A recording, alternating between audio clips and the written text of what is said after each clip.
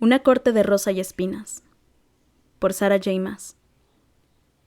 Capítulo 5.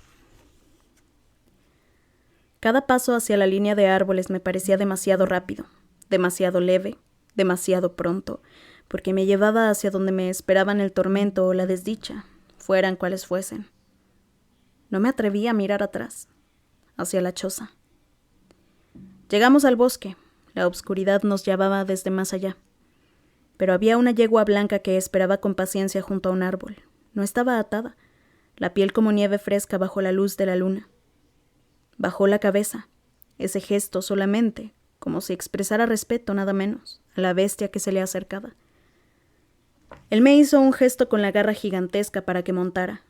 La yegua seguía quieta, aunque él pasó lo suficientemente cerca como para comérsela de un solo bocado.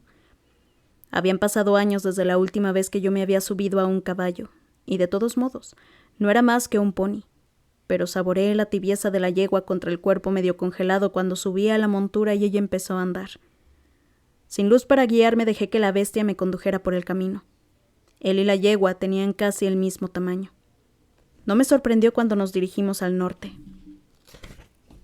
hacia el territorio de los inmortales, y sin embargo se me encogió el estómago con tanta fuerza que empezó a dolerme. Vivir con él. Podría vivir el resto de mi vida mortal en las tierras de la bestia. Tal vez eso era piedad. Pero claro, él no había especificado cómo viviría yo. El tratado prohibía que los inmortales nos tomaran como esclavos. Tal vez eso excluía a los humanos que hubieran asesinado a un inmortal. Seguramente iríamos a la grieta en el muro que él había usado para llegar hasta la choza. Estuviera donde estuviese, así me llevaría al otro lado. Y una vez que atravesáramos el muro invisible, una vez que estuviéramos en Prythian, no había forma de que mi familia me encontrara. Yo no sería más que una oveja en un reino de lobos. Lobos. Lobo. Asesinar a un inmortal. Eso era lo que había hecho en el bosque. Se me secó la garganta. Había matado a un inmortal. No conseguía sentirme mal al respecto, no con mi familia abandonada así a la muerte por hambre, pero eso era lo que les pasaría sin duda ahora. No cuando esa muerte significaba que hubiera una criatura horrenda, malvada, menos en el mundo. La bestia había quemado mi flecha de fresno, así que ahora tendría que confiar en la suerte para conseguir siquiera una astilla de esa madera de nuevo, si es que conseguía una oportunidad para matarlo, o por lo menos obligarlo a que fuera más lento para poder escapar. Conocer esa debilidad, esa susceptibilidad frente a la madera de fresno era la única razón por la que habíamos sobrevivido contra los altos Fae durante la antigua rebelión, un secreto que nos había llegado por la traición de uno de los suyos. Se me congeló la sangre mientras buscaba en vano cualquier señal del tronco estrecho y la explosión de ramas que, según me habían dicho, eran la marca de los fresnos. Nunca había visto al bosque tan quieto. Hubiera lo que hubiese ahí afuera, tenía que ser algo manso comparado con la bestia que yo tenía junto a mí, a pesar de la tranquilidad de la yegua. Con suerte él mantendría a otros inmortales a raya cuando entráramos en su reino. Prythian. La palabra era una campanada de muerte que me atravesaba como un eco una y otra vez. Tierras. Él había dicho que tenía tierras, pero ¿qué tipo de vivienda? La yegua era hermosa, y la montura estaba fabricada con cuero de lujo, lo cual significaba que la bestia tenía algún contacto con la vida civilizada. Yo nunca había oído ningún detalle sobre las vidas de los inmortales y los altos Fae. No había sabido nada que no se refiriera a sus habilidades y apetitos mortíferos. Apreté las riendas para que no me temblaran las manos. Había pocas descripciones de primera mano sobre Prythian. Los humanos que habían cruzado el muro, ya fuera por propia voluntad o como tributos de los hijos de los benditos o secuestrados, no habían vuelto. Había oído la mayor parte de las leyendas de boca de los aldeanos, aunque mi padre me había ofrecido alguna vez una o dos historias, estas más moderadas en las noches en que hacía un intento de recordar que nosotras existíamos.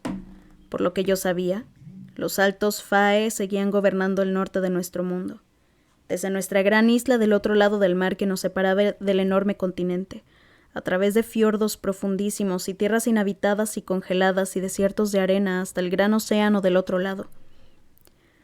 Algunos territorios de los inmortales eran imperios, algunos estaban dominados por reyes y reinas, y también había lugares como Prythian, divididos y gobernados por 7 altos lores, seres de un poder tan inflexible que, según la leyenda, eran capaces de arrasar edificios, acabar con ejércitos enteros y destruir a cualquiera antes de que esa persona pudiera parpadear una vez. Yo no lo dudaba. Nadie me había dicho por qué los seres humanos seguían quedándose en nuestro territorio cuando nos habían dado tan poco espacio y estábamos tan cerca de Prythian. Tontos. Quienquiera que se hubiera quedado después de la guerra era un tonto suicida por vivir tan cerca de los inmortales. A pesar de ese tratado de siglos entre los reinos inmortal y humano, había agujeros lo suficientemente grandes en el muro como para que esas criaturas letales se deslizaran hasta nuestro territorio para divertirse atormentándonos. Ese era el lado de Prythian que los hijos de los benditos nunca se dignaban a reconocer. Un lado de ese lugar que tal vez yo vería muy pronto. Se me revolvió el estómago. Vivir con él. Me recordé una y otra vez. Vivir. No morir. Aunque suponía que también podía llegar a vivir en un calabozo. Seguramente él me encerraría y se olvidaría de que yo estaba ahí, y se olvidaría de que los humanos necesitamos cosas como comida y agua y tibieza. La bestia galopaba delante de mí, los cuernos en espiral hacia el cielo de la noche y algunos hilos de aliento caliente curvados desde el hocico. En algún momento tendríamos que acampar. La frontera de Prythian estaba a días de camino. Cuando nos detuviéramos me quedaría despierta toda la noche y nunca lo perdería de vista. Aunque él había quemado la flecha de madera de fresno, yo había escondido mi último cuchillo dentro de la capa. Tal vez esta noche tuviera una oportunidad. Pero no era mi propia destrucción en lo que pensaba cuando me dejaba ir hacia el miedo y la rabia y la desesperación. Mientras seguíamos adelante, los únicos sonidos alrededor eran los del crujido de la nieve bajo las garras y los cascos. Pasé de un engreimiento miserable cuando pensaba en mi familia hambriada y me daba cuenta de lo importante que había sido yo para ellos a una agonía cegadora frente a la idea de mi padre arrodillado en las calles pidiendo limosna, la pierna doblada mientras tambaleando pasaba de persona en persona. Cada vez que miraba a la bestia veía a mi padre que rengueaba por las calles de la aldea, pidiendo monedas para mantener con vida a mis hermanas. Peor, porque ¿de qué sería capaz de hacer Nesta para mantener con vida a Elaine?